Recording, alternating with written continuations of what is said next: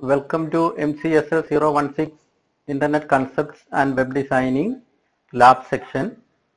This is the structure, block 1 scripting languages, and the unit 2 that we have completed last class, and today we are discussing unit 3 advanced HTML. So in this unit 3 advanced HTML, these are the portions that we want to cover. So starting from the first part. So the introduction part, in the previous unit you have learned the basics of HTML, the basics HTML that we have already discussed. Then after learning about how to make static web pages, let us now learn how to develop interactive websites. So in this unit we are discussing developing interactive websites. Of course, very simple websites that merely need to present some static information may not provide for user inputs. Then what is interactive websites? Interactive websites are those that are capable of taking input from the user and presenting the output on the basis of the inputs given. So the interactive websites are those that are capable of taking input from the user and presenting the output on the basis of the inputs given. Then features like links, lists, tables, input controls will allow you to create sophisticated web pages that respond dynamically to user input. So HTML provides all these features using different tags like a anchor tag, then UL, that is unordered list, then OL, ordered list, then input, then frame sets and others that you will study in this unit. Then besides the tags themselves, you will also learn about their common attributes. So what is a tag? Then what are attributes that are discussed in the previous class? So this is the introductory part. Now we are moving on. The first part, that is links. So hyperlinks, that we simply call it as links, are one of the most important characteristics of web pages.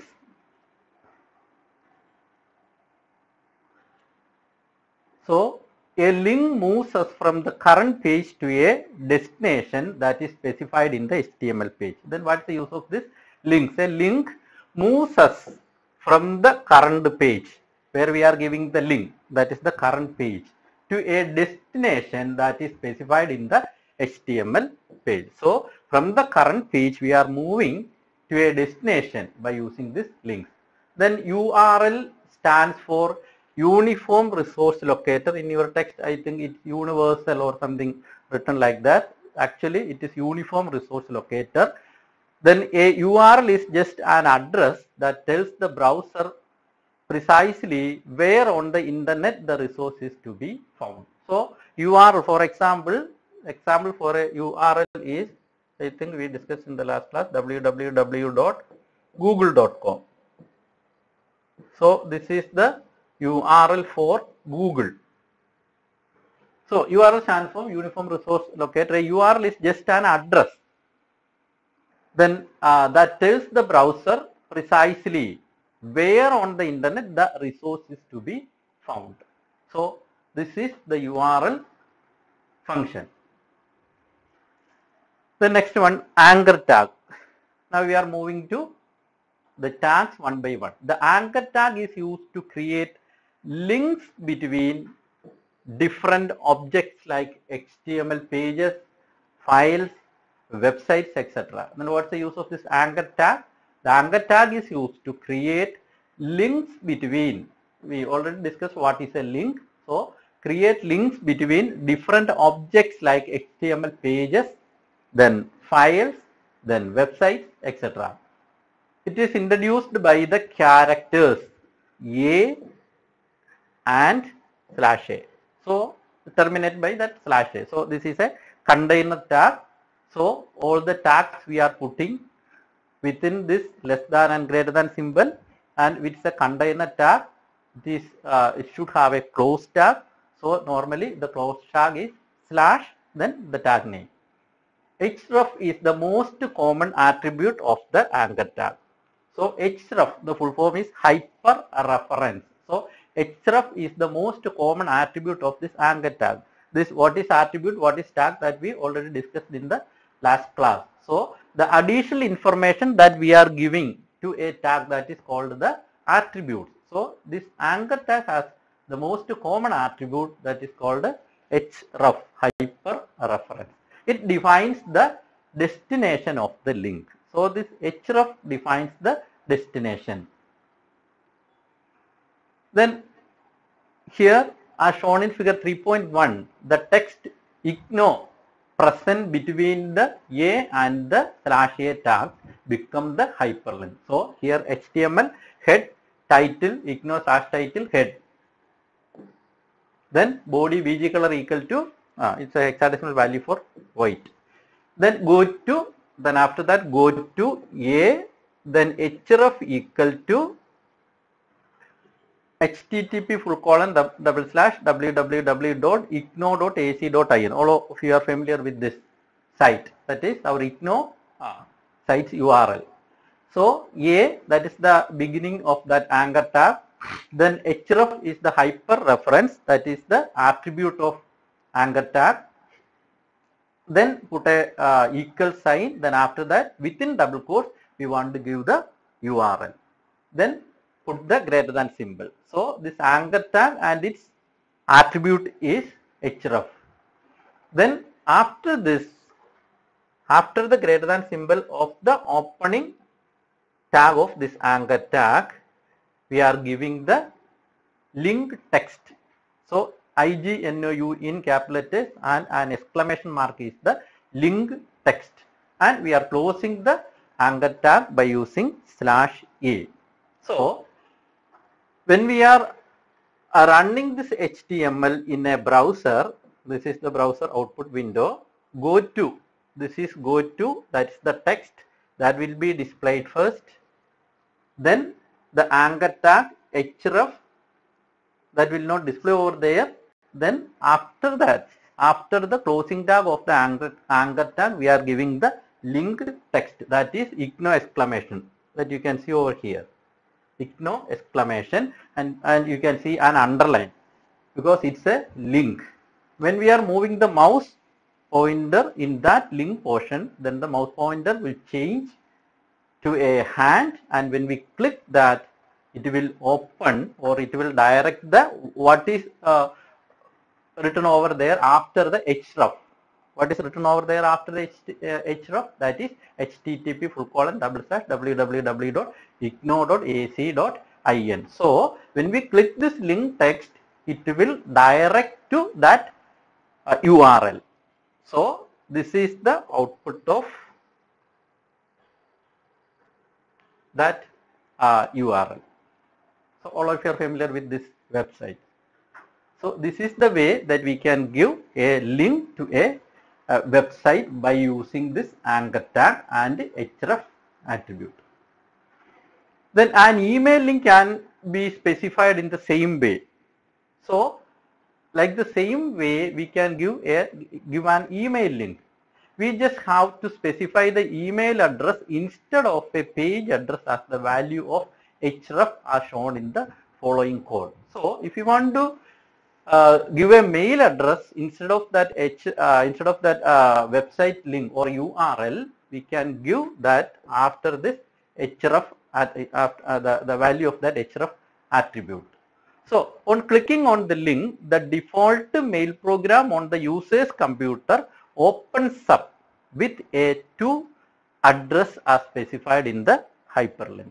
So when we click that link, so link text, in the previous when we click that link text, the URL will be opened in a browser window. So If you are giving it for sending a mail, then when we click that link text, what will happen? The default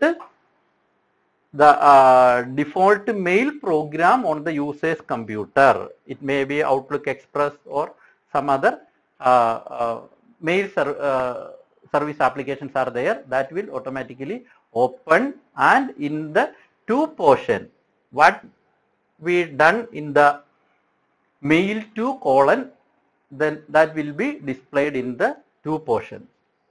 So here you can then type your message and send email to that address. Then you can, if you want to give some CC mail, then also type that CC over here. Then you can type the subject over here and type the body of the mail. Then you can send it. Okay. So this is the way. Body BG color, that is for putting the background color white. Then send me, this is the text that you can see over here. Send me, then anchor tag, open anchor tag, then href, then equal sign, put a double quotes, mail to MAILTO colon. MAILTO colon. That should be exactly same as MAILTO, then colon. Then the mail address that you want to send the mail can be put over there. Forest at some website address is there. Then close it. Then put the greater than symbol. Then type the link text here, mail. That will be the link text. Then put the closing anchor tab. So this is the way that we can send a mail by using this anchor tag and the href attribute. Then it is also possible to make an image a link if desired. So instead of that link text, here the link text is mail, and the previous slide the link text is ignore. So instead of that text for linking, we can also use some images. So this is done using the IMG tag. So consider the following example. Then first part that you know. Then go to. This is the text that is displayed over there. Go to, then a href equal to http://igno.ac.in. That much that you know. Then put the closing tag. Then after that we are giving the, here we are giving the, or before the closing anchor tag we are giving the link text.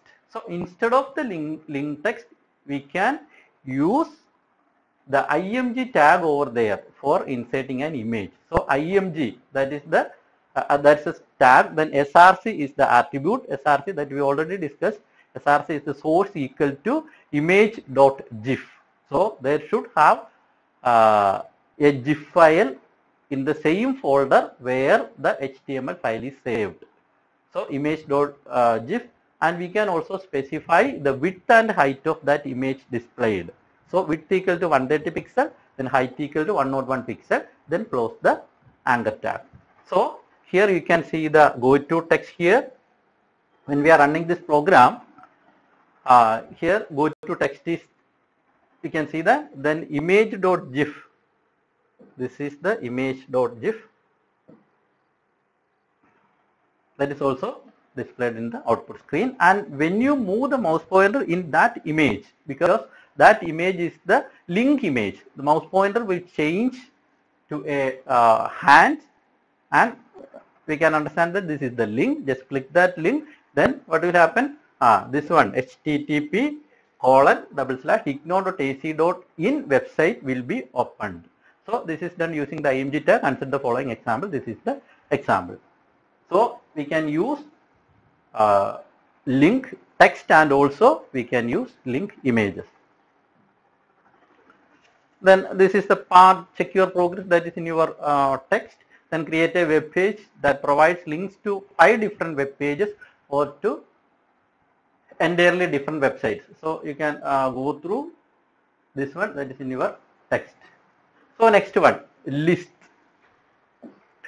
Lists are used when the data are to be mentioned in the form of points like causes of a particular issue, list of items, etc. So lists break up the monotony of a long paragraph and direct the reader's attention to the essential part.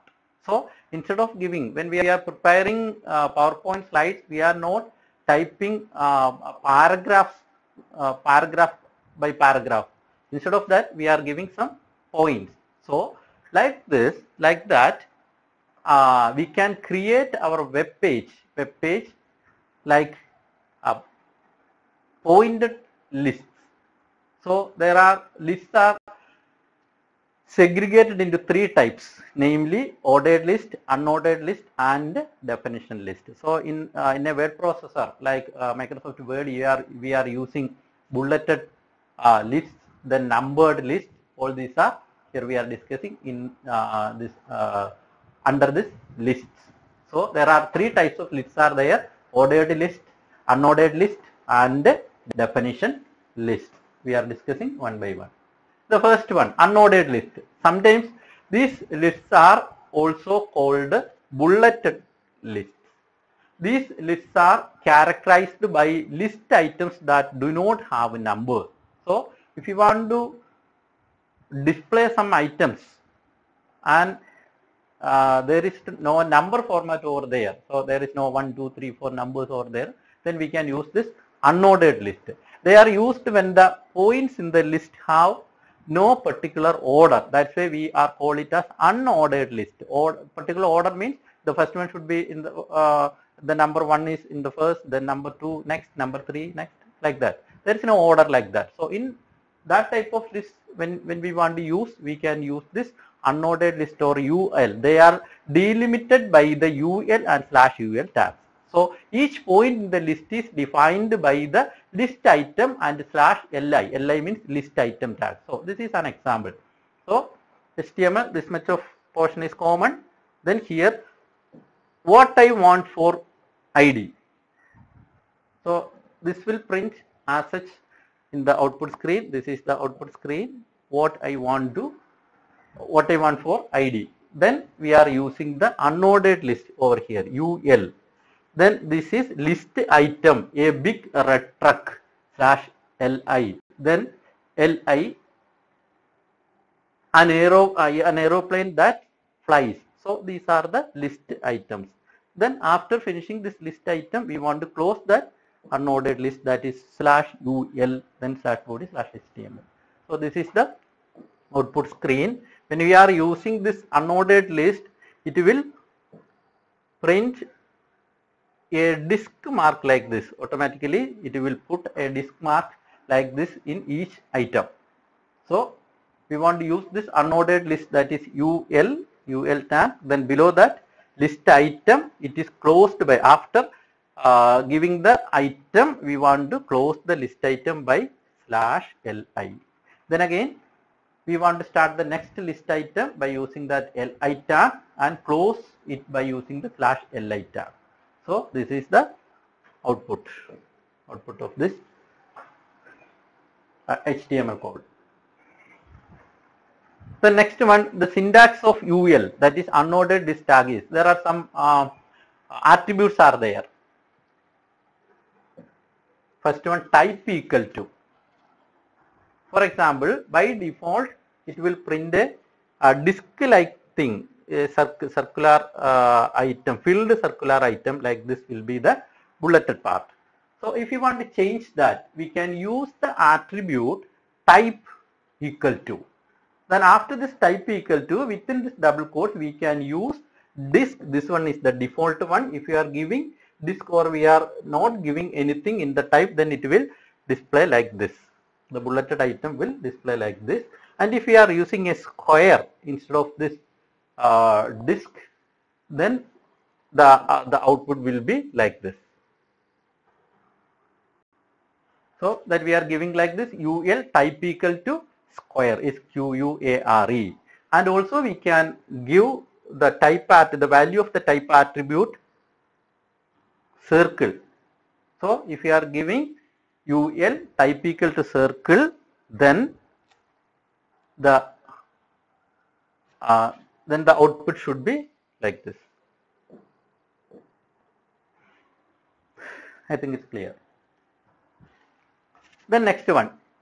So three types of lists are there: unordered list, then second one ordered list. So lists having numbered items are known as ordered list. Then what is this ordered list? So the lists having numbered items are known as ordered list. They are used when the items in the list have a natural order. They can also be used when the number of items in the list needs to be known at a glance. So to make an ordered list, simply change the UL with OL. So in the unordered list we used UL. So if you want to use an ordered list, then change that UL with OL. Here you can see OL. Then list items that all are same. Then close this OL with /OL. So the default output should be like this. This is the output of this HTML code. So what I want for ID, that will be displayed over here. Then it will put a numbered list. If you are adding one more thing, the number will be automatically increment by 1, that is 7. Okay, this is the ordered list. Now change, instead of that UL, we want to use the OL, ordered list. Then here also some types are there, and one more attribute is there, that is called start. Type and start. Then the syntax is ordered list type equal to, we can give the first type, that is 1, that is the default one, and if you want to change the numbers from 1, 2, 3, 4, 5, 6 to A, B, C, D, small a, small b, small c, then you can use OL type equal to A. Then the output should be like, no, it's not there. Instead of this capital A, it will be small a, then here small b, small c, small d, like that. The next one, capital A. If you are using OL type equal to within double quotes capital A, then the output will be like this. And again OL type equal to small I, then the output should be like this. Roman letter small I, then 2I, 1, this is 1, this is 2, 3, 4, 5, 6. Then Roman letter I, OL type equal to Roman letter I, then the output will be like this. Then one more thing is there, that is start. Start equal to, by default the numbers starting from 1 and increment by 1. Let us see here, 1, 1, 2, 3, 4, 5, like that. So if you want to start the number with another number or other number other than this 1, for example, if you want to, the starting number should be 5 and increment by 1.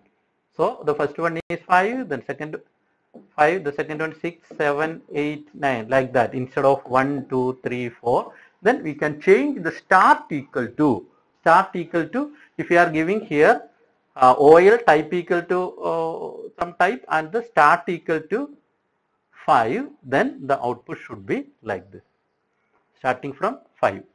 Then increment by 1, it will automatically increment by 1, 5, 6, 7, 8, 9, 10, like that. The type of the numbering format desired should be specified as the value of the type attribute. The possible types are shown above in the syntax. The numbering starts from the start attributes value. Okay, that we already discussed. Next one. The third list, that is definition list. So unordered list, then ordered list, and the third one is definition list. Another type of list is a definition list. So definition list have a heading and the text appeared below that. So this type of things that we want to display in our website, then we can use this definition list. So for giving definition list, we are giving the tag DL, end with /DL.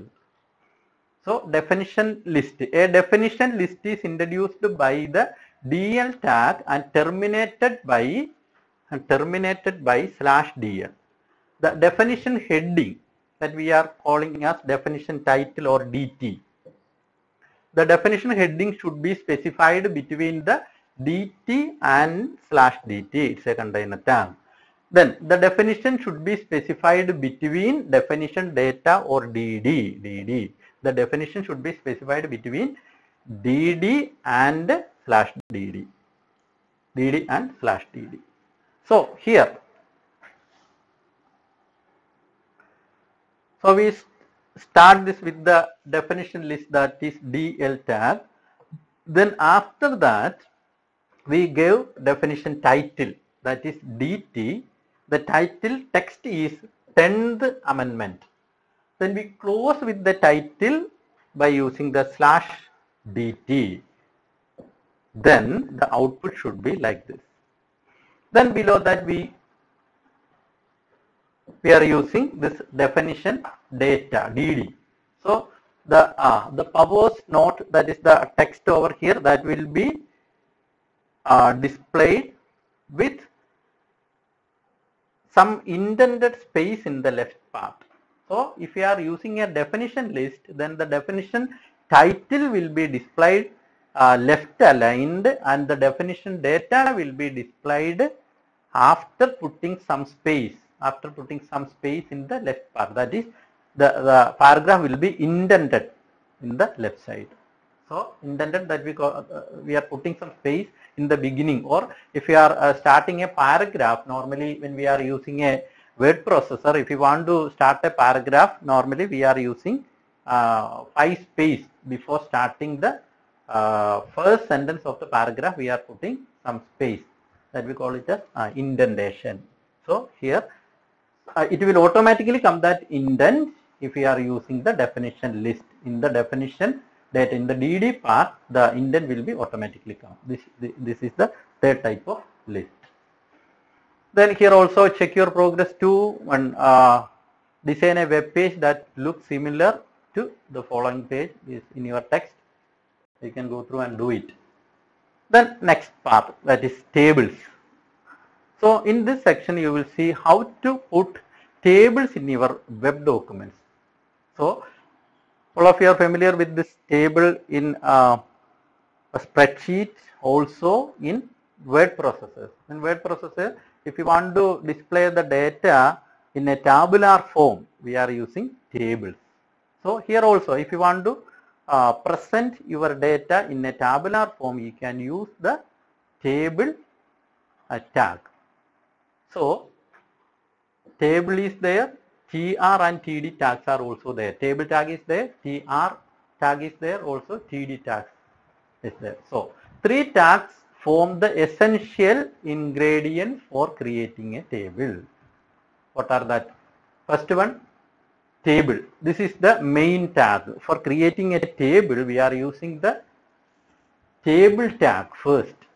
It tells the browser that a table follows. So this table tag tells the browser that a table is coming. Then it has the attributes like size, border width. All these are the attributes that come along with the table tag. Then the next tag is TR. So a table row, that is TR, defined a horizontal row that consists of table data cells. So all of you are familiar with what is a row and a column. So those rows are horizontal rows that we can see as horizontal one line of data, that we call it as a row. Then next one is TD. This tag specifies an individual block or cell in a table row. Table data, that we can expand it as table data, that is TD. So in an individual data that we are putting in a cell, that is called that is putting in this TD tag. So this is an entire table. So below that displays a table is made up of rows which then are made up of cells. So in a table we should have rows, and in the rows the individual item, that we call it as a cell. For example, this is a row, this is another row, this is another row. So in this table you can see how many rows are there in this table. 3 rows are there in this table. So this is the first row, and this is the second row, this is the third row. Only in the second row we have this is a table row, data is there, and in the third row here you can see this is a cell, this is the data. So each individual item in a table that we can say it as a cell. This is a cell, this is a cell, this is a cell. These are some empty cells. All these are cells, and all these coming together that we call it as a table. So let us start creating a table. The following example shows some tables with different attributes. Here, this is the comment part, exclamation, less than symbol, then exclamation, double hyphen, table with the border equal to 5. Table with the border equal to 5. That is the comment part that will not display in the output window. Then below that we are giving first. Then I put a colon. Table with the border equal to 5. That will print in the output screen. So this is the output window. So first table with the border equal to 5 will print over here. Then we start table border equal to 5 means now we are putting a table. The border of that table should be 5 pixels size. Then the next one TR. That means, what does that mean? It means a new row is starting over here. That is TR, table row. Then TD. What is that? That is the actual data part, table data. Then we are putting the data over here. That is Ajay. Then we are closing it with by using that /TD. Then /TR. So, and we are closed it with the /table. So in this table, the border size of the table is 5, and only one row is there and only one cell is there. So the output, the value output, that is table data is Ajay, it is displayed over here. When no size are specified, the table is only as big as it needs to be. So the what is the content, what is the size of that content inside the table will be the default size of that table if we are not defining size. So this is the first part. Then second one. Second, table with width equal to 50%. That will be displayed over here in the output browser window. Then here table border equal to 3, border is the attribute, the border size should be 3. Then width equal to 50%. Then what is this width and what is this 50%? So for example,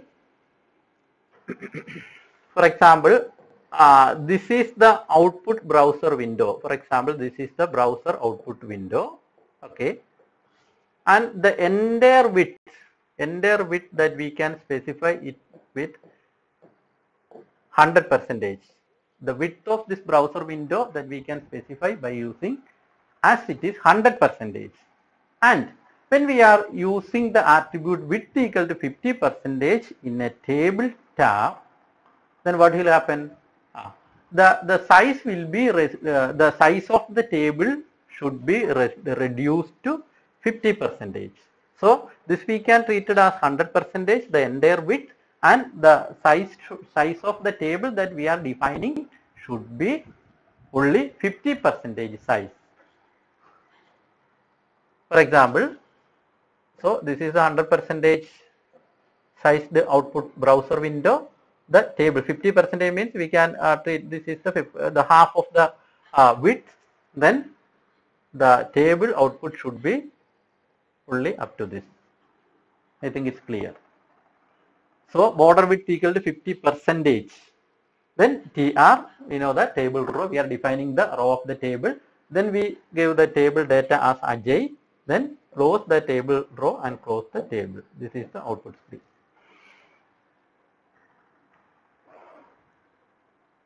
So next one, this is not the output screen. This is the output screen. Okay, next one. So it will reduce the table size to 50% of the browser window size. So the entire size we can consider it as 100%. Then we are putting it 50% means the half of the size will be filled with the table. The half of the size of the browser window will be filled with the table. It's only vertically, it's only horizontally, not vertically. Then here, the third one, table width equal to 50. Then what's the difference between width equal to 50 and width equal to 50%? 50% means the entire output window will be treated as 100% and it will, the table will fit 50% of the width. Then width equal to 50 means only a 50 pixels will be taken as the width of the table. Only the 50 pixels will be taken as the width of the table. Then this is the output, third table width equal to 50. That means table width equal to 50 pixel. Then table row is here, table data, what is the data? Ajay is here, then it is displayed over here. So border equal to 1, here the border equal to only 1, here border equal to 3. These are the, this is the border over here, this is the border over here. So next one, table with height equal to 75 and align equal to center, and V align means vertical align equal to top. Normally align equal to horizontal align and V align equal to vertical align. So here you can see that table, fourth one, table with height equal to 75 and align equal to center and V align equal to top. This is the output screen. So it's printed over here. Then table here border equal to 3. This is the border size 3 table. Then width equal to 100 means it's not 100%. Width equal to 100 means 100 pixel. Width equal to 100. Then height equal to 75. So this is the width 100 and this is the height 75. And here we define the table row, that is TR. Then TD, table data, in the alignment that we are giving in the table data tab. So align equal to center. So if the content is small, then what will happen? The content will be aligned in the center of the table. The content will be aligned in the center of the table cell. Okay, here we close the last TED and here we close the table row and table, here we closed. Then you can control where in the cell the data will appear.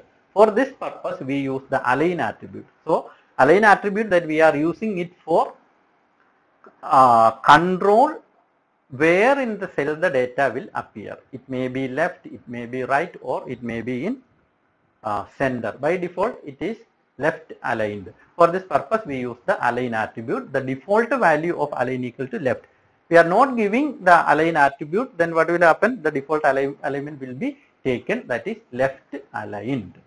So next one, you can also control where data will appear vertically in a cell. So if the cell height is big like this 75, then we can specify the vertical alignment of the text. For this purpose specify the V align attribute. V align means vertical align. So and also we can use images in tables. So next one, table with an image. So fifth, table with an image. Table border equal to 3. This is the output. Table border equal to 3. Then table row, that is TR. Then TD, align equal to left. By default the alignment is left. Then V align equal to middle. If the size of the cell is big, then it will vertically, the content will be vertically aligned in the middle. Then here we are using the IMG tab for loading the image in a cell. So IMG SRC equal to images/flower.jpg. Images/flower.jpg. So what is that? The flower.jpg file is inside the folder images. then width equal to 32, the width of that cell will be 32 pixel, then height of the cell also be, sorry, it's the size of the image, width of that image is 32 pixel and height of the image is also 32 pixel, and after that we have put the greater than symbol, then we close the table data, then table row. This is the output. So images can also be placed and manipulated in a table data cell. The next one, a complete table with different sized columns. So sixth one, a complete table with a different sized table. This is the output. This is a complete table with a different sized column. So then after that, table border equal to 3, width equal to 300, height equal to 75. So width equal to 300 pixels, height equal to 75 pixels. Then we start the table row. The first row close with this /tr. In between, this is the content of the first row. Then table data width equal to 60 percentage. So we are considering the total percentage is considered at 100 percentage. Okay. Then the first cell, the size of the first cell that we are giving 60 percentage of the total table size. So this is the 60 percentage of the total table size. So TD table data width equal to 60 percentage and the value that we are giving over here is Ajay. Then we close the table data, not the table row. Again we are starting another TD, that is table data. Then what will happen? Another column will be added. This is the first column and this is the second column. Another column will be added in the same row because we not close the table row. First we start table data and close that table data. Then what will happen? This much of the first cell will be closed. Then we are again starting the table data, then width equal to 20 percentage. So 60 percentage that we already used. Then we have 40 percentage. So 60 plus 40, 100. So 20 percentage. From that 40 percentage, we are taking 20 percentage for the second cell. 20 percentage and the value is Ramesh, this one. So we used 60 plus 20, 80 percentage of the table width. Then the remaining portion is only 20 percentage. So that is used for the next cell width equal to 20 percentage. The value is Vijay, that is here. Here we close the table row. So one row is completed over here but not closed to the table. Table is only closed over here. So again we are starting another table row. Then what will happen? New row will be inserted in the same table. Then the table data. Here we are not specifying the width over here. Then what will happen? What is the width for the first cell will be continued to the remaining rows. What size of the first row will be continued the remaining rows. So here TD table data Pankaj. This is the value. Then Vikas, this is the value and this is the value. Here also we close the table data and the table row. So second row is also closed over here. Then below that what we closed, we have closed the table also. So this is the end of the table. Then /body/HTML. So each row can be assigned a different width for its columns. We have used 60 percentage, 20 percentage and 20 percentage, total 100 percentage as the relative percentage width of 3 columns. Okay, that we already discussed. The next one, cell spacing and cell padding. So this we are using in our web page tables. So what is cell padding and what is cell spacing? Cell padding is the amount of space between the border of the cell and the content of the cell. Very important. What is cell padding? Cell padding is the amount of space between the border of the cell and the content of the cell. For example, this is a table cell and we are giving the text Ajay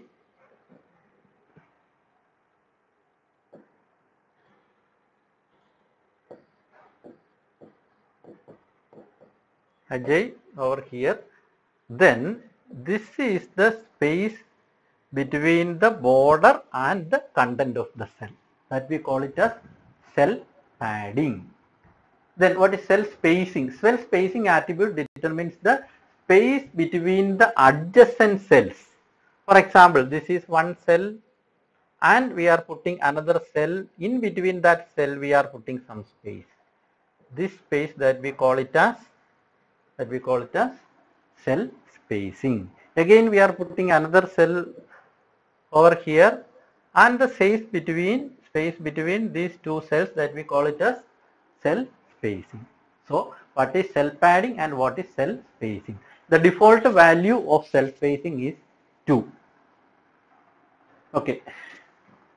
Then example, cell spacing and cell padding. The following example shows these and some other important attributes of the table tab. So this much of common.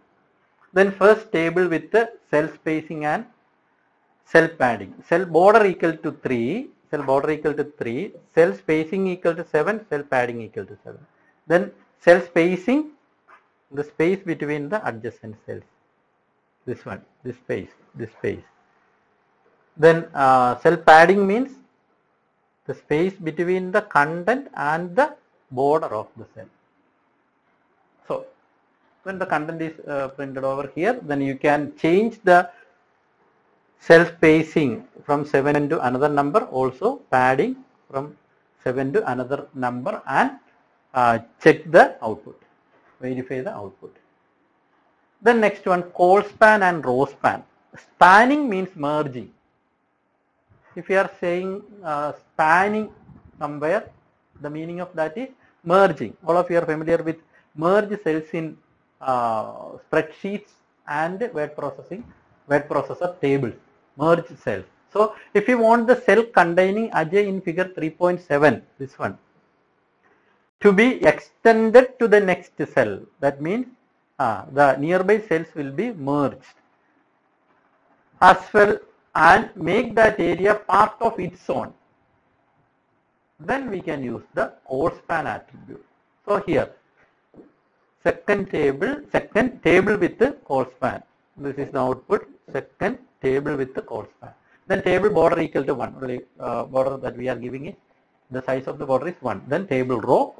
Then we are giving the table data. Col span equal to 2 means it will merge the adjacent two columns. Col span equal to 2 means it will merge the adjacent two columns. Then the content of that merged cell is Ajay.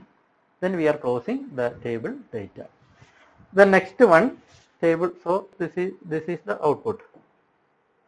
Merge the adjacent two cells. Then again TD, table data, Vijay. This one. Then we close the table row. So one row is closed over here. Then here we are starting the second row. This is the second row. Then table data. The first value is Vikas, second value is Pankaj, and the third value is Rohan. Here we are not merged the cells. Here we close the table row. That means the second row is also closed over here. Then slash table is also closed. Okay. This is the col span. The next one. Third table with the row span. Merging two or more rows. Table border equal to 1. This is the output. Then table row. Here we start a new row. Then TD, table data. Here instead of that col span we are using a row span equal to 2. Then what will happen? The adjacent two rows will be merged. Then we put the value Ajay over there. Then we close that TD, table data. Then the next table data started over here. Then Vijay, this is the output. Then Rohan, this is the output. Then here we close the table row. So the first row is closed. Then we start the second row. This one is the second row. Here the value is Pankaj. Already the first value is merged. First value is merged and put the value Ajay over here. Then this is Pankaj. Then this is Deepak. Here we close the second row and here we close the table. So next one, fourth table with the row span and col span both together. This is the output screen. Table border equal to 1. Table row. Here we start a new row. TD row span equal to 2. First row span equal to 2 means the adjacent rows will be, the adjacent two rows will be merged and the value Ajay should be placed over here. The next one, TD col span equal to 2. Again the adjacent two cols will be merged and the value Vijay will be put over here.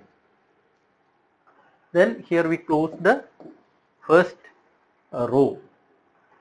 Again we are starting the next row, that is here. This is the next row. Then the value TR, first two columns will be merged. Already it's merged and here we want to give only two values. This is the first value and this is the second value. Here also we close the next row. Here we close the table. So here both the row span and col span together. The next one, fifth, table with the strong tag and a link in sales data. So what's the use of this strong tag that we already discussed? Instead of that bold, we can use the tag strong. Instead of the tag bold, we can use the strong tag. So here table border equal to 1, here TD col span equal to 3. Here we merge the adjacent 3 columns. Then align equal to center. Then before putting the value in the merged cell, we are make it as center aligned horizontally. Then strong. What do you mean by strong? Instead of this B tag for bold, we can use strong. Then here we are giving a link. So for giving link, we are giving the anchor tag A. Then the attribute is href equal to http://igno.org. Then what is the link text? Here we are using the link text. We are not using the link image. Here we are using the link text. What is the link text? That is Ajay. That value will be bold and center aligned. Then first we close the innermost tag that we want to close first. The last tag should be closed first. So last tag that we used is strong here. So we close that strong over here. Then table data.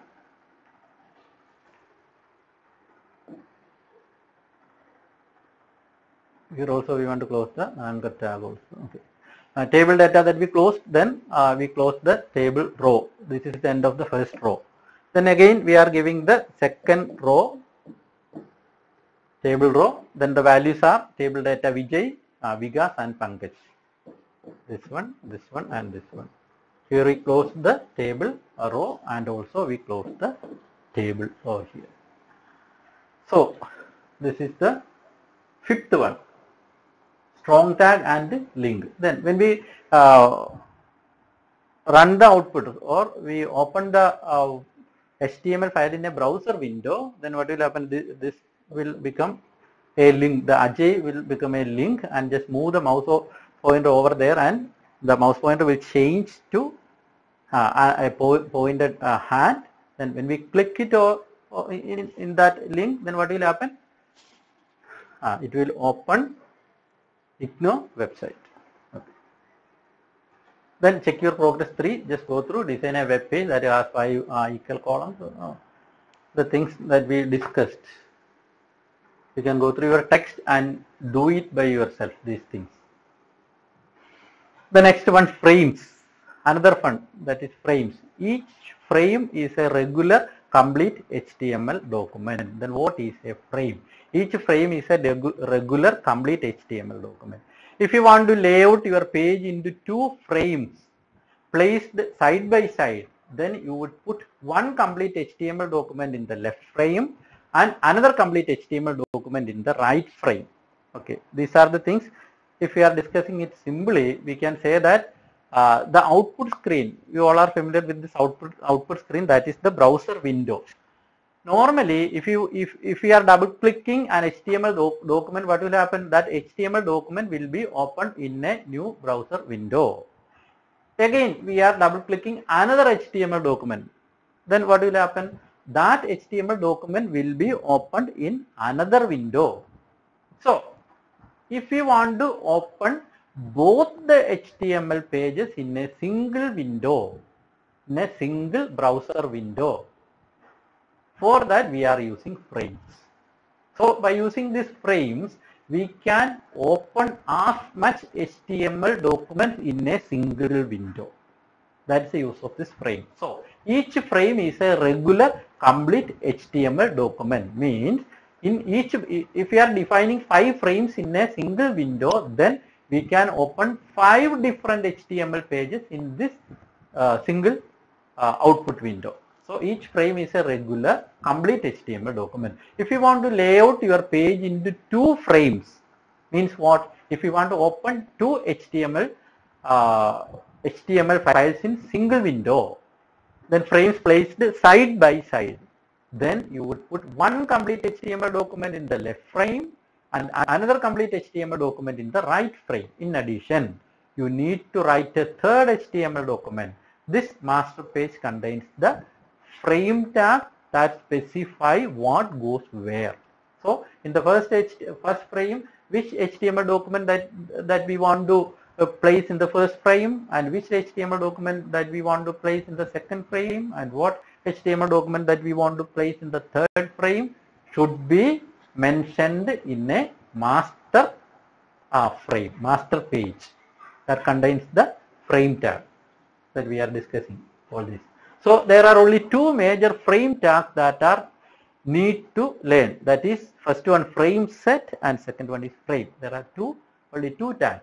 First one is frame set and second one is frame. So we will now need a few HTML documents. For loading HTML document in these frames, we need some HTML documents, separate HTML documents. So we will now need a few HTML documents. We will give each document a name and we want to save it as HTML files. So create a new folder somewhere and create the first HTML file as 1.html. So we need some HTML documents. So we are placing all the HTML documents in a particular folder. First we want to create a folder and create first HTML document and save it as save it with the name 1.html in the newly created folder. So now make another HTML document, save this in the same folder with the name 2.html. Now do the same thing, 3.html, 4.html, 5.html, some HTML documents you can create separately and save all these in a particular folder. Then save them just like the others. Then you should now have a folder that contains 6 complete standalone HTML documents. So now we have a folder. In that folder we have 6 complete standalone HTML documents. Now we are discussing frame set. So before starting this frames and frame set, we created 6 different HTML documents and saved all together in a separate folder. Now make a master page in which you write the following code. Then open. We are creating this HTML document by using this notepad. So open notepad again, then type this content, that is HTML head title, my frame page, the master page /title, then /head. Then within that we want to type frame set calls equal to 50%, 50%. Then we can close the frame set by using the /frame set. Then the noticeable thing, the most important thing here is, here there is no body tag. Here there is no body tag. In frame sets or these frames there is no body tag. It's very important thing. This will, okay, here you can see, here there is no body tag. So frame set call is equal to 50%, 50%, then slash frame set. Then we will discuss. This will tell the browser to split the main window into two columns. For example, this is the output browser window. And frame set calls equal to 50%, 50% tells the browser to split the main window into two columns, not two rows. Split the main window into two columns. This is the first column and this is the second column. Each occupy 50% of the width. Total width that we can consider at 100%. So the first column will be occupy 50% of the width and the second column will also occupy 50% of the width. This is the meaning of these lines. Frame set calls equal to 50% and 50% frame set. So next one. Then the frame tag. This tag is used for placing an HTML file in the frame created. So here we are using HTML, all this common part. Then after closing the head, here also there is no body. Then frame set, we are using this frame set calls equal to 50%, 50% that we already discussed. The below that we are using the frame tag. Only two tags are there, frame set and frame. Frame, then below that frame, then SRC. All of you are familiar with the SRC equal to source. SRC equal to u3-5.html because here I use that u3 means unit 3, 5 means the fifth example. Then u3 means unit 3 -6 is the sixth example. So all the examples in our textbook are created by myself and I saved all the files with this format. That is u3 means unit 3, the -1 means the first example, then u3 2 means second example. All these are with me. Around 22 files are there, HTML files are there for this unit 3. Then I will send you all the files. I can send to you if you are sharing your mail ID to me. I can share all these files. One or two can share this. Arun can share your mail ID in the chat box and I can share all these. Along with, after that I am also recording this video also. I am trying to record, and if it's successful, then I can send this video to not now, in a later time. Okay. So frame set calls equal to 50% and 50%, 50%. Frame SRC equal to u3-5.html is one HTML file. Then frame SRC equal to u3-6.html, that is another HTML file. So this is the first file and this is the second file. All these files are loaded in a single window. We divide the single window by using the frame set tag. We use the frame set tag by dividing the window, one output window, into two parts. Okay, frame set tag does all the dividing of the page into different windows. It also has attributes that specify how to divide them up. So the frame set tag does all the dividing of the page into different windows. It also has attributes that specify how to divide them up. That means 50% or 20%, then 80%, or 70%, then 30%. That is in that we are specifying how that we are dividing this window into different parts. Can we divide the page into more than two pieces? It's also possible. Not 50-50. We can divide it into 50, then 25-25, or 50, then 30-20. So we can divide it into more than two pieces. Just make sure that you specify a page to occupy each section or the browser will get confused. So if you are dividing a single window into three pieces, then you have to load 3 HTML pages in these 3 frames. If you are dividing it into 4 pieces, then you have to load 4 different HTML pages in each part. So here frame set calls equal to 20%, 20%, 20%, 20%, 20%.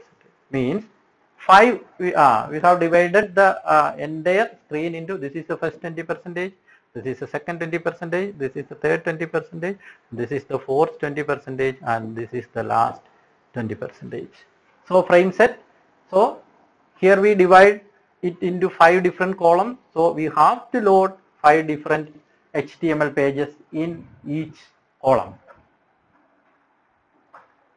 So frame src equal to u3 4.html, 5.html, 6, 7, 8.html. So no doubt. Okay. Then let us now take another example with only 2 frames. We can specify 50 to indicate that number of pixels instead of 50%. That is also we discussed earlier along with the tables. So we are using 50. What it means? 50 means 50 pixels. 50% means half of the part. That is the 50%. Here we use 50 means 50 pixels. Okay. We can also use this asterisk symbol. All of you are familiar with this symbol, asterisk symbol, instead of a number. The asterisk symbol means, very important, whatever is left over. So we will discuss it with the help of an example. So here frame set calls equal to 50. The first part, we are dividing the entire column into 2. The first part is only 50 pixels, not 50%, only 50 pixels. This is the first 50 pixel. This part. This is the first 50 pixel. Then asterisk symbol. What it means? Means whatever is left over. Then the first part is only 50 pixels. Whatever is left over the screen, that will be treated as the second part, and the second HTML file will be loaded over there. So here src u37, this is the u37.html. It contains only 50 pixel, means this much of part. Then we use the asterisk symbol. The remaining part, this is the remaining part. This is the asterisk symbol part. And there we load the next one, u38.html. Then we close the frame set. Then we can have more than one leftover frame and specify a size relationship between them. So we can use more than asterisk symbols, more than one asterisk symbols along with this frame set. Try it yourself and see the result. Here, this is a common part. Here, frame set call equal to 50 pixel. That means this is the 50 pixel part. 50 pixel part. This much of part. Then the asterisk symbol. Then we take the remaining portion, the remaining part as the asterisk symbol. Again we use comma 2 asterisk. It means the first part is 50 pixel and 2 asterisk means this part should be double the size of this part. So the last part should be double the size of the second part. That is the last 2 asterisk mean. So the above code means make 3 frames. So this is the first frame, this is the second frame, and this is the third frame. Make 3 frames. Make the first 50 pixel wide. So the first one, this only have the 50 pixel wide. Then divide the rest between frames 2 and 3. So then we can divide the remaining portion two parts. But make frame 3, that is the last frame, twice as big as the frame 2. So the last frame should be twice as big as frame 2. That is the meaning of this one. So put u3 6.html in the first frame, u3 7.html in the second frame, and u3 8.html in the third frame. That we know. Frame src, this. Then next one, frames inside other frames. We are putting some frame and we are putting another frame inside one frame. So This is the common part. Then frame calls equal to 50, comma asterisk, comma 2 asterisk that we discussed what it means. So the first part, it took 50 pixels wide. Then the third part, double the size of the second part. That it means 50, comma asterisk, comma 2 asterisk. Then in the first frame, that is loaded u34.html, that is here. Then u35.html, that is here. And the third part, that is, this is the third part, we are dividing it again to horizontally. So below that we are giving frame set, instead of calls we are giving rows equal to 50% and 50%. So this entire part, this is 100%. This is the first 50% part.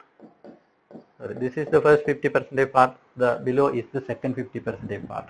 And the first 50% part we loaded the HTML U36, and the second part loaded the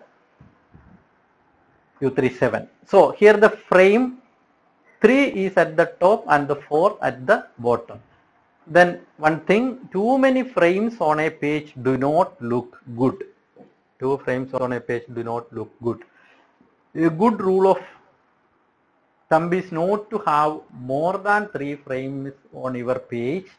Most important thing, if you can avoid frames altogether. So you have to study about frames. So we are studying this, but when we are creating actually web pages, it is a better practice that avoid frames. Okay.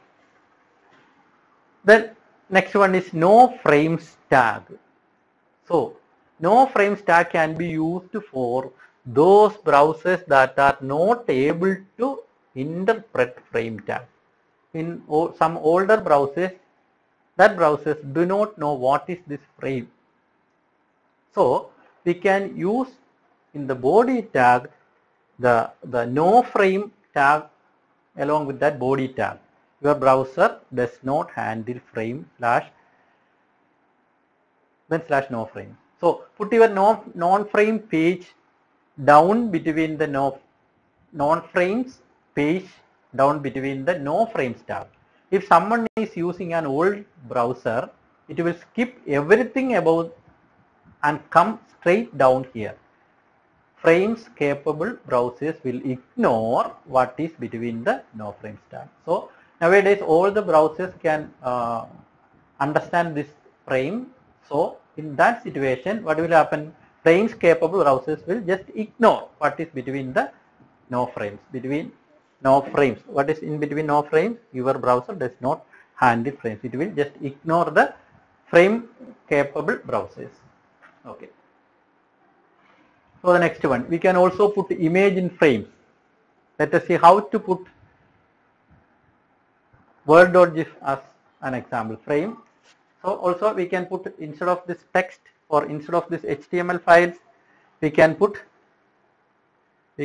images also. So frame src equal to word.gif, width equal to 146, height equal to 162. Then the another part, that is scroll bars, that you see can be specified as yes, no or auto. So when we are loading HTML pages, based on the size, the scroll bars may appear. By default, scroll bars are default. That means if the content that we are loading is not fit enough in a particular frame, then what will happen? Vertical, horizontal or both scroll bars will be appear. Here this is auto. Here the content is fit in this frame, so there is no scroll bar. Here also there is no scroll bar over here. The content is fully fit in the window. If the content is not fit, then what will happen? Scroll bars will be appear. This is the default thing. So by default it is auto. So scroll bar that C can be specified yes, no or auto. By default it is auto. Yes means the window get scroll bar. If the content is fit enough, then also it will display the scroll bars, then whether they are needed or not. So no means there will be no scroll bars. That means if the content is not fit enough, then also there will be no scroll bar. Then auto is the default. If scroll bar are needed, they appear. While if they are not needed, they stay conveniently out of the way. So frame SRC auto doesn't no. Okay, scrolling equal to no. That means it will not appear. Scroll bar will not appear. The next one, forms. With this tag, you can add to your web page a guest book, order form, surveys, get feedback, or put in any other form that you wish.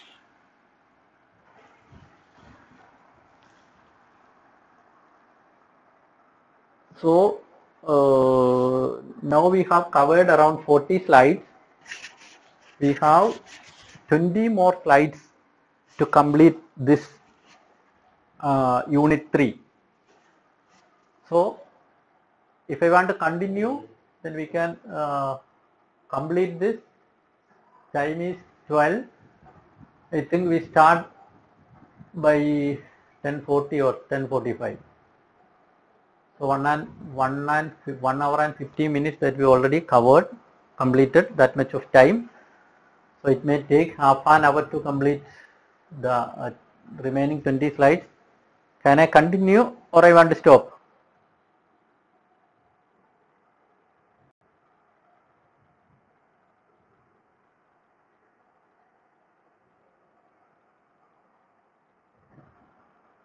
What I want to do?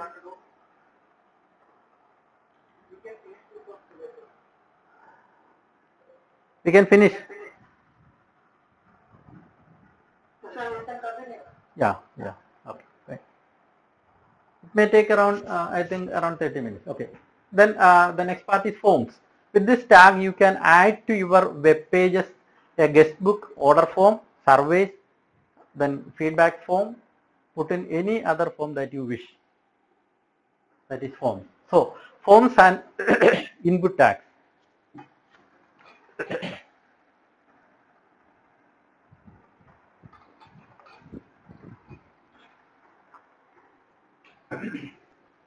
So these forms that we are using it for collecting some data from the user. So these forms that we are using for collecting data by using the guest book, then order form, surveys, feedback form. So we are getting some data. So we must tell the browser where to send the data we gather and how to send it. So when we are collecting the data through forms, we must tell the browser where to send the data, then how to send the data. There are two ways you can do this. First one, you can send the data to a CGI script or use some other mechanism for processing. Don't worry about the CGI script. The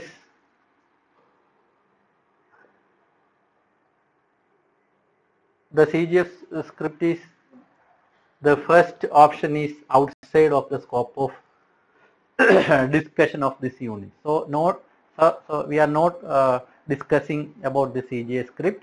Then the second one, we can have the data emailed to you. You can send the data, the collected data emailed to you.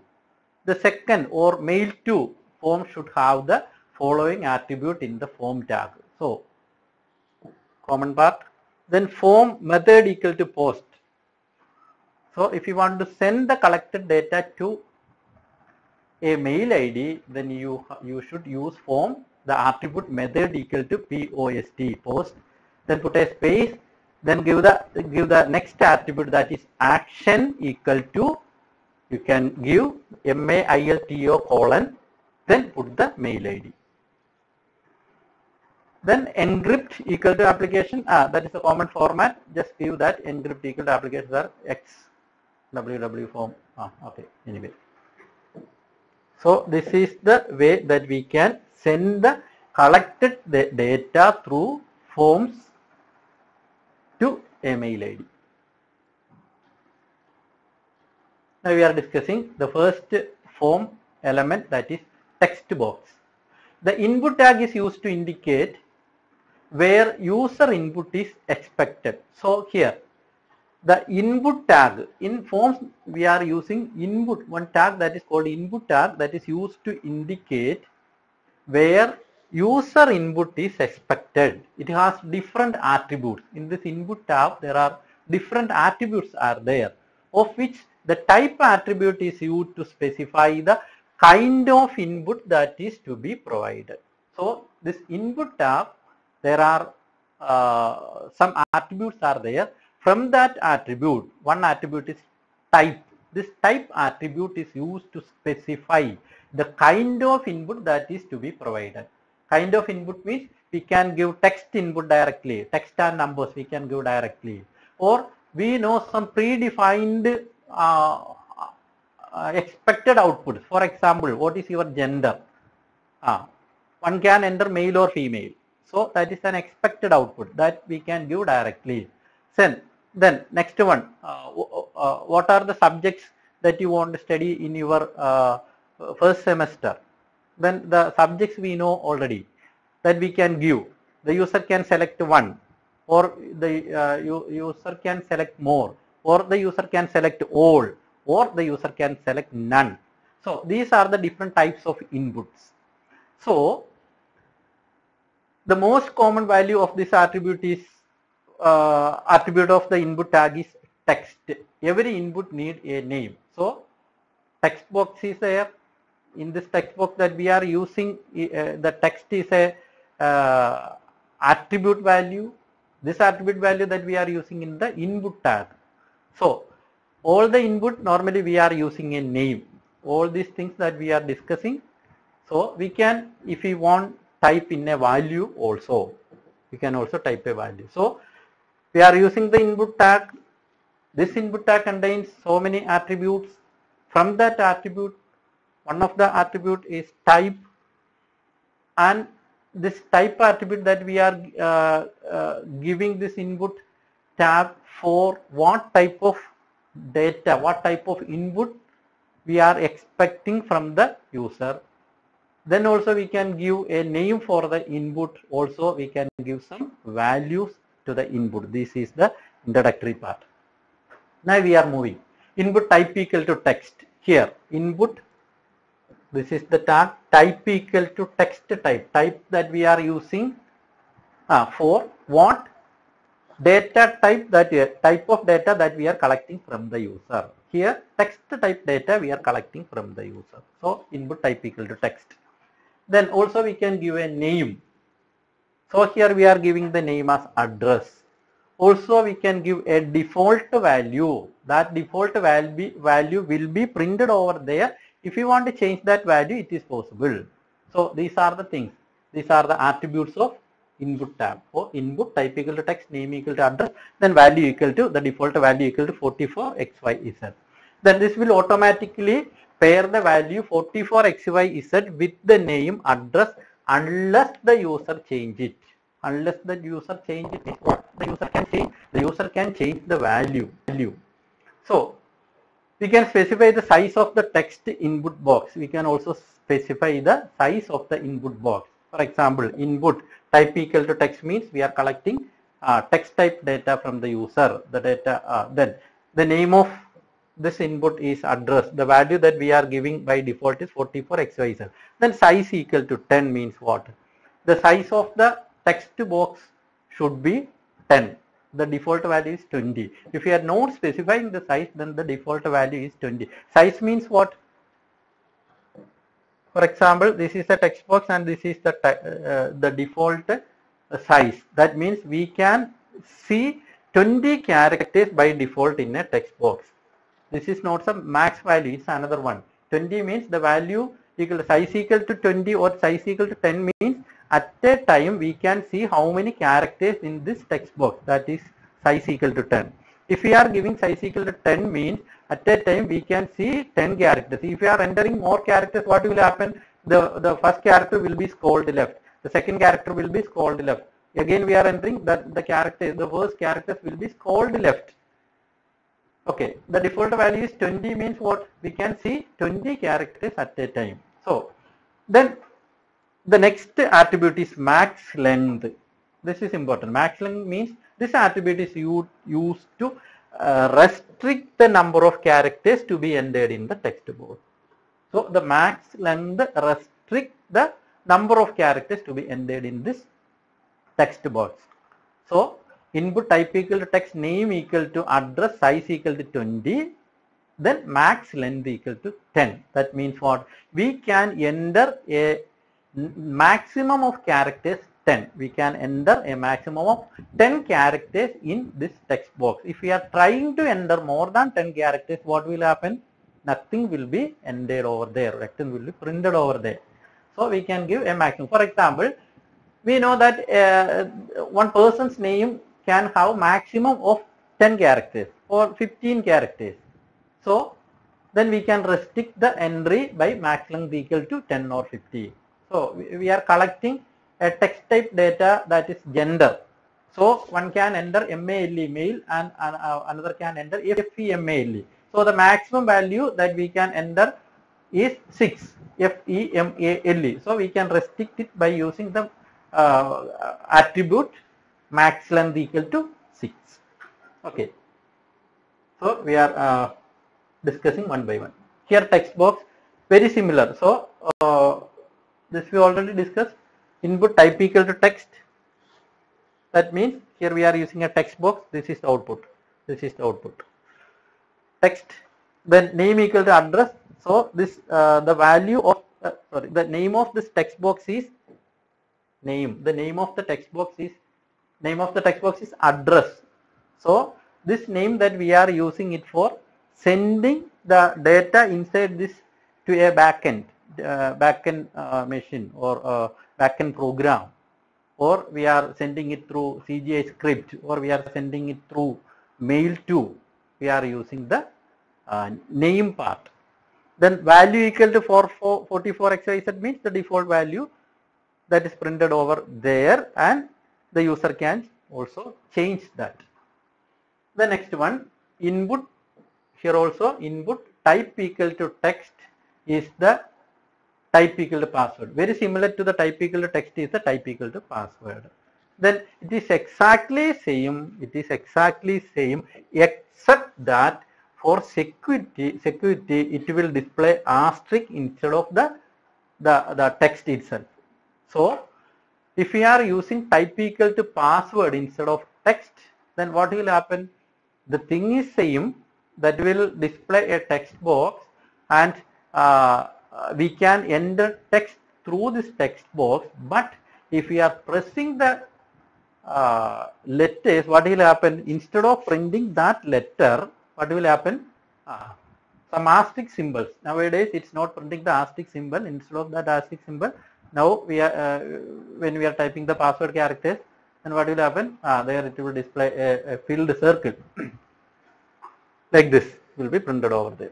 This is the type equal to password. Input type equal to password. So this is an example. Input type equal to text, name equal to address, value equal to 44XYZ, size equal to 10.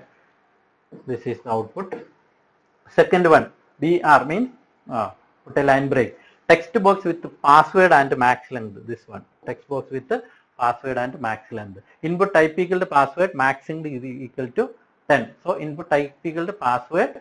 So what will happen? What all things that we are typing will be displayed as asterisk symbol or a filled circle.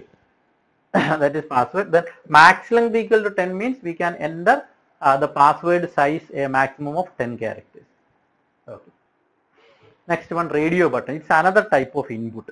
Text box means we are we are typing the value through this keyboard. So any value that we can type, So then radio button means radio button. Radio buttons are used when only one out of the group of options is to be chosen. So some options are there. From that options we should select only one. In that situation we are using this radio button.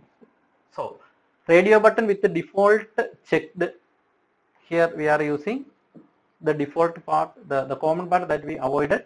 Then BR radio button with the default checked. This is the output, radio button with the default checked. Who is your best friend? So put the BR, then the output will be in the next line. Who is your best friend? Question mark.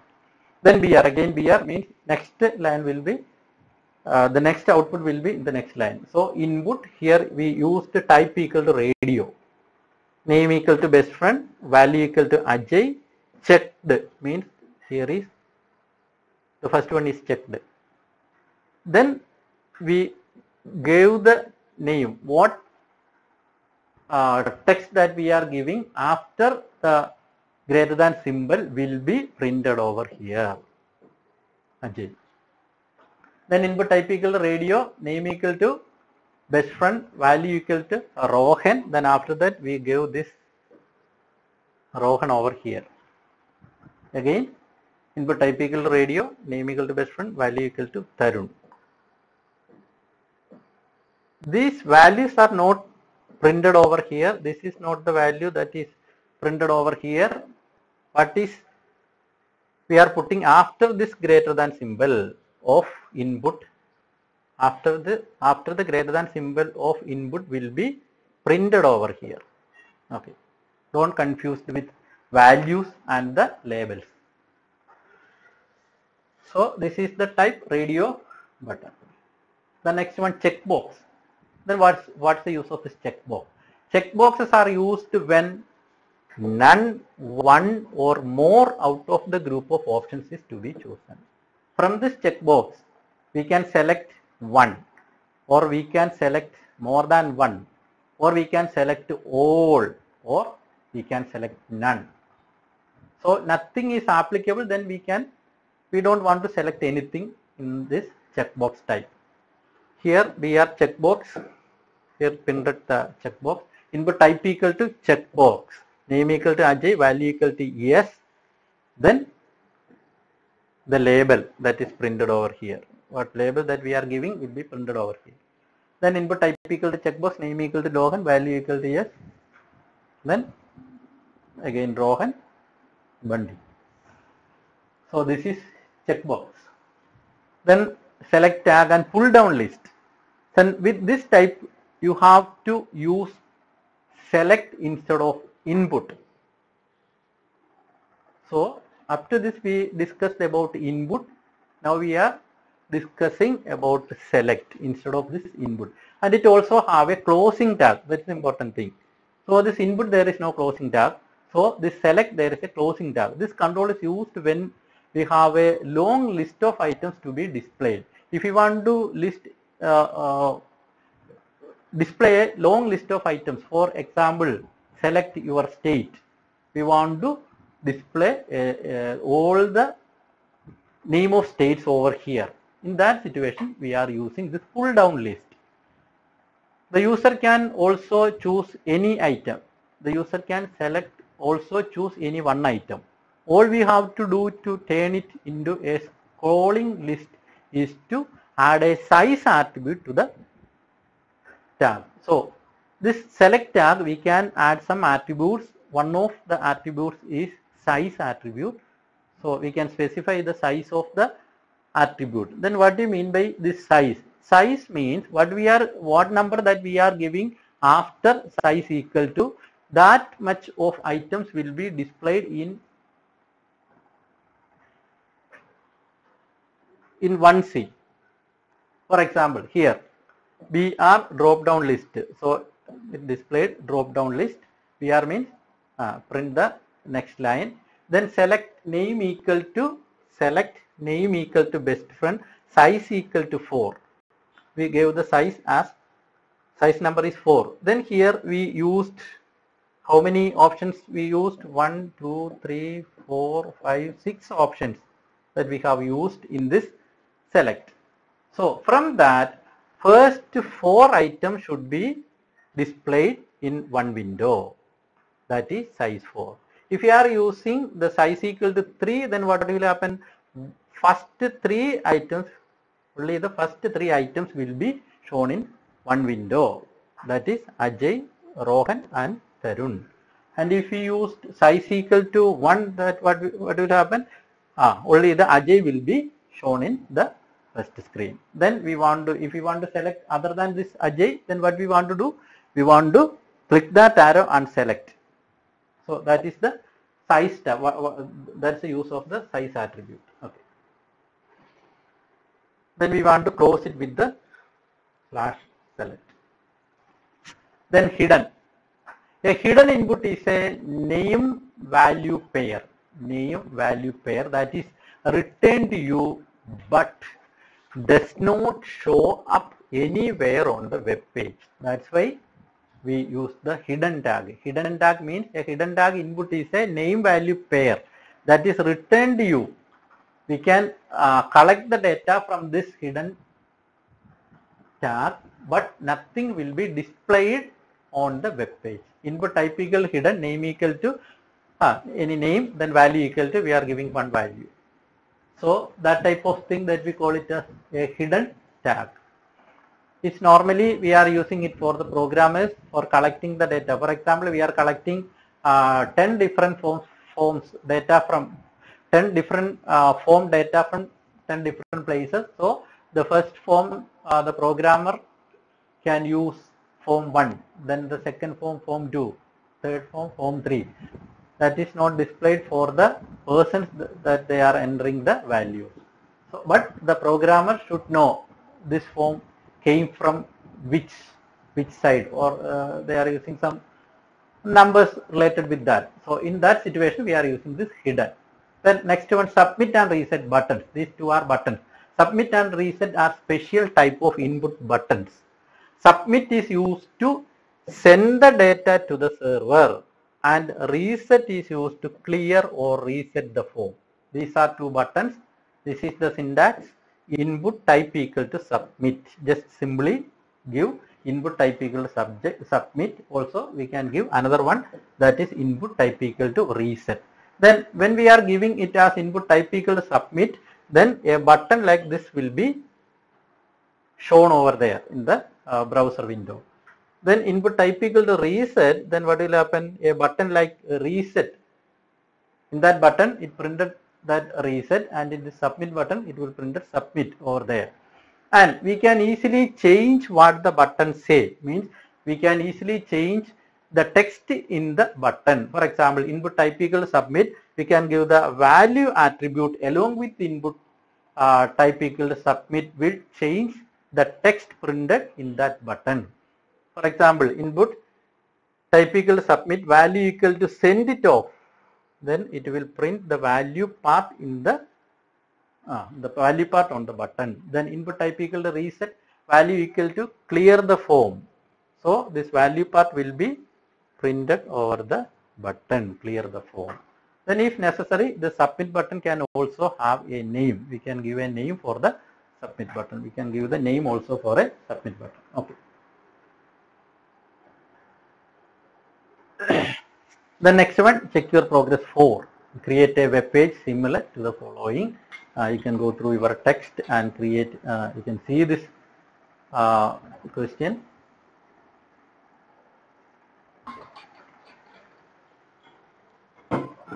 Okay. Next one, some special tags. Call group. Call group defines a group of columns in the table and allows you to set the properties of those columns. This much of things only displayed, means printed in your text. No examples, no outputs over there. Call group means group of columns. Call group goes immediately after the table tag and before any TR. So where we can place this call group? It can be placed after the table tag and before starting the TR, table row tag. So call groups works very much like call, but you should note that call groups require both an opening and closing tag. Here is one example: table border equal to 1, cell padding 4, rulers equal to groups, frame equal to box. Then here call group, then slash call group. Here also one attribute, that is span equal to 3, then call group. Only this much of portion is printed over there. It's discussed in your textbook also. nothing more. Then some special tags. Second one, that is T head, T body and T foot. T stands for table, table head, table body and table foot. T head, T body and T foot form groups of rows. It will form groups of rows. The first one, that is T head, indicates that a group of rows are the header row at the top of the table. This is an example. Header row. TH is used for creating header rows at the top of the table. Then T body, it indicates that a group of rows are body rows. This much is the body rows. Body rows. Then the last one, T foot, table footer, indicates that the group of rows are the footer rows at the bottom of the table. This is the footer row. The format, that means the boldness, that will be automatically created when we are using this T head and T foot. There is no need for specifying bold like that. If you are using table head, the content will be automatically become bold, and also if we are using this table foot, the content is also, the footer part will also be bold. Then this is the part, table head, T head, then TR, table row, then again we are giving the table head, TH, weekday / TH. So it will printed over here like this, it will be in bold face and in Times New Roman font. This is the first part. Again we are starting the TH and between the TH and /TH we give the date part, and again TH and /TH manager, and the last part quantity, and we close the / table head. Next one, table body, T body. This T body part started with T body and closed with /T body. Then we are giving table row, that's the normal table tag. Then here TD, table data, MON, TD. So it will printed over here. Then 19/ printed over here like that. And we close the table row. So next row that is started over here. First one TUE, then 912, then lovely, then the number. So end with the T body. The last one, table foot, TR, table head align equal to left, here col span equal to 3. All of you are familiar with what is this? What is it mean? Col span means we want to merge 3 columns and we want to print the text total over here. Then next close the table head. Then again TH, we want to print the value 4923 over here. Then /TH, and here we close the table row, and here we close the T foot, table foot. So the next one, underscore blank, underscore self, underscore parent and underscore top. Then what it means? Here body, unordered list, list item, target equal to underscore blank. The meaning is underscore blank opens the new document in a new window. So, and below that we are giving the anchor tag and the hyper reference href equal to u34.html. Then target equal to underscore blank, a new window. Then what it means? It means it's a anchor tag href means when we are clicking the new window after this greater than symbol of the opening anchor tag, then before the closing tag of the anchor tag, it will be the link text. So when we click this link text, the href, after the href, what is written over there will be opened. That HTML file will be opened. Where it will be opened, that is the important thing. So the target is underscore blank, means what? this u3.4.html file will be opened in a blank page or in a new window. And also in the top you can see the back button over there. It will open a new blank window. So next one, target equal to self. Self means what? Put the new document in the same window and the frame as the current document. So what will happen? If you put the next link text, then what will happen? u3.5.html file will be opened. Where it will open? It will open in the same window. It will open in the same window and you can see the back button. Here in the first part, the blank part, the back button is not enabled. So in the self, the back button will be enabled. When we click the back button, then what will happen? The previous HTML file will be loaded. The next one, top. Target equal to top means what? If you are using frames, then top means load the link document in the topmost frame. That we already discussed the frames. So topmost frame means the first frame. If you are use this one, href u3.8.html will be opened in the topmost frame or the top frame if you are using frame. Okay, this is underscore blank self. Parent means also the same self, same as self. Then top. The next one, iframe. Iframe. Iframe creates a frame in a regular non-framed web page. So what is this iframe? Iframe creates a frame in a regular non-framed web page. For example, this is the output of this HTML document.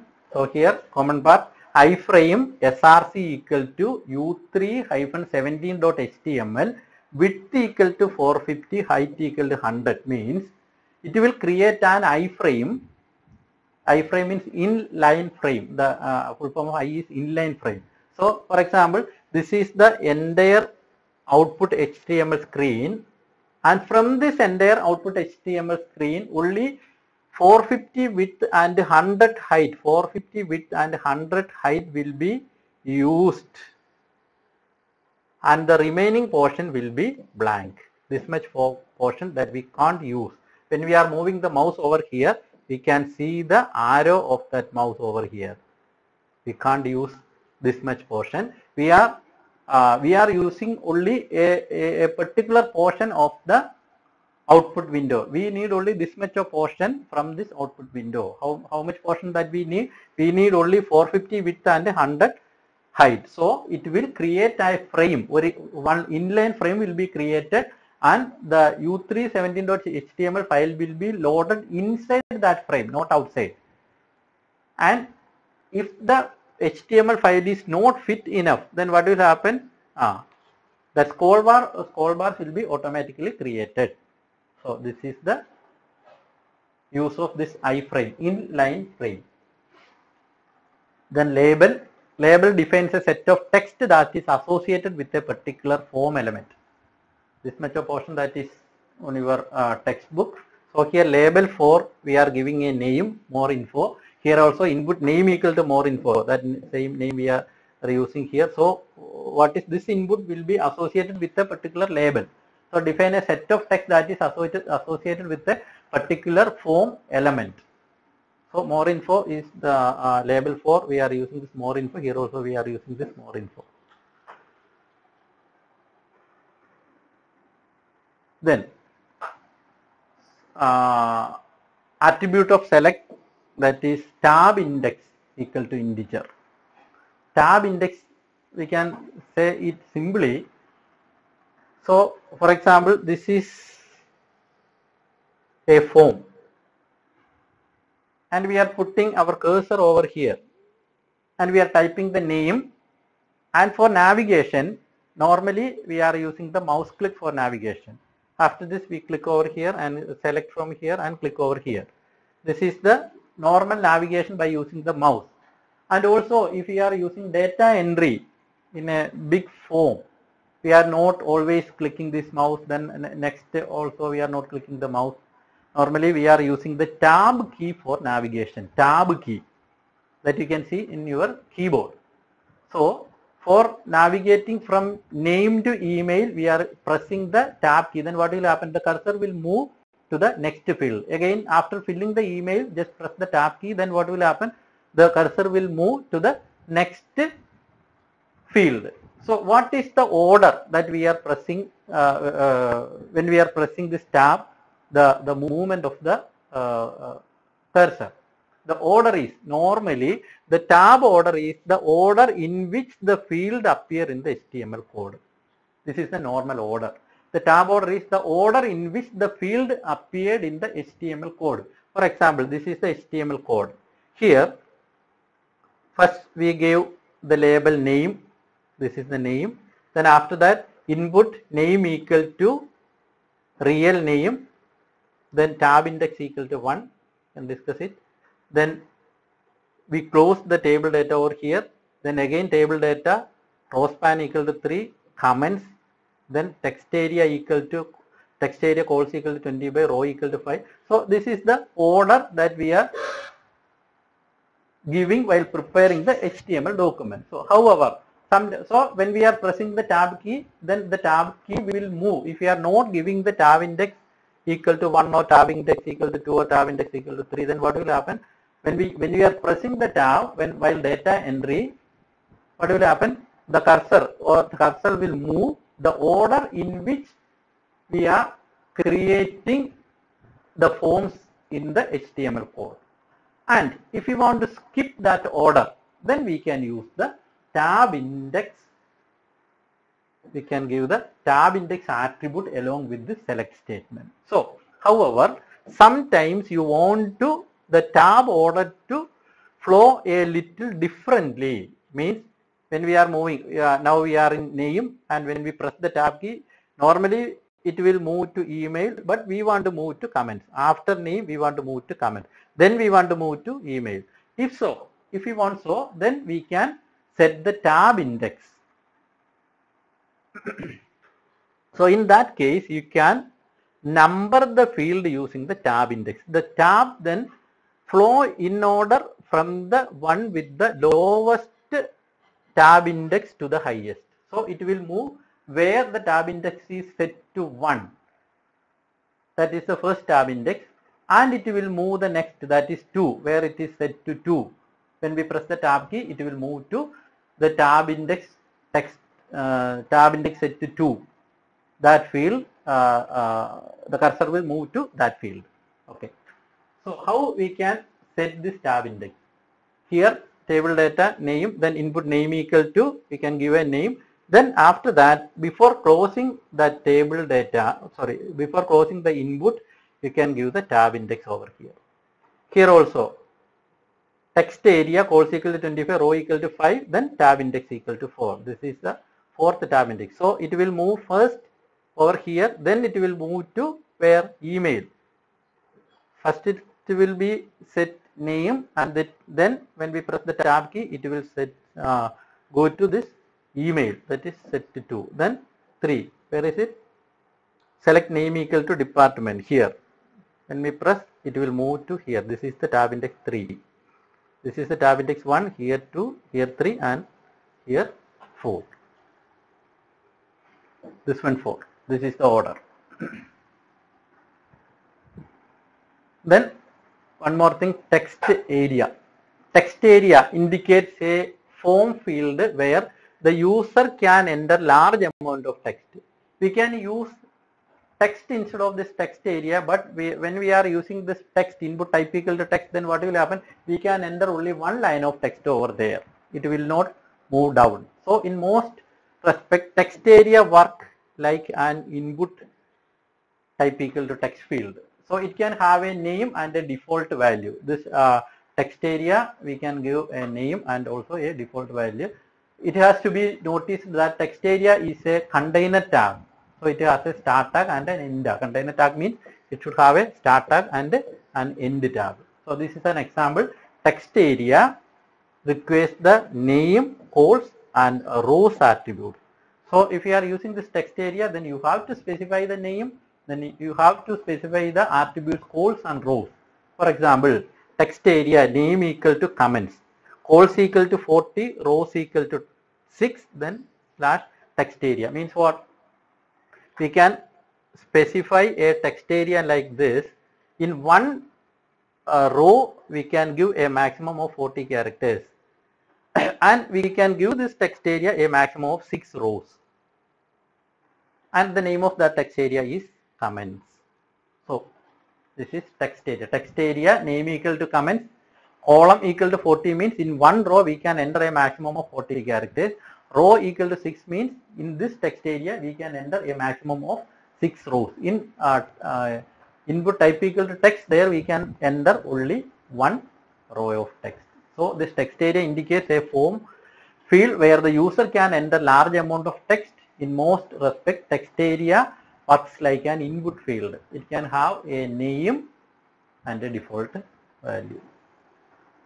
So this is the last slide. This is a case study in this related with this topic. There are so many case studies. Check your progress. This is the fourth one. So third one, second one, and first one is there. This is also a case study. You can go through and you can do it by yourself. So this is the end of this section.